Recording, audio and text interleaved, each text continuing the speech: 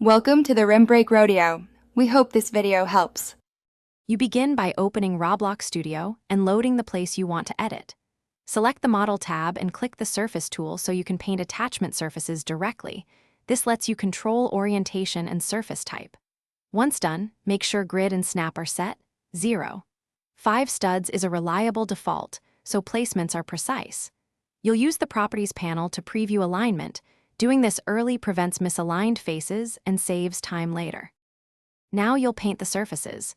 Choose a surface type such as weld, motor, hinge, or glue depending on the joint behavior you need. Click a part face to apply a surface. Hold Shift to paint several faces without reselecting the tool. This speeds up repetitive work. After placing, use the Properties pane to set offset and rotation so attachments align exactly where you want them. Make sure to test orientation visually to avoid unexpected part behavior during runtime. To finish, run play mode and inspect how the new surfaces affect parts during simulation. This reveals alignment or physics issues. If something is off, stop play, select the surface and tweak offset or rotation, or remove and reapply the correct surface type.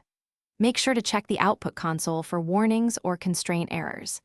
If physics behaves strangely, try resetting constraints or reducing mass. Doing this final pass ensures your surfaces act reliably in the live game. Thanks for watching. Consider subscribing if we helped you.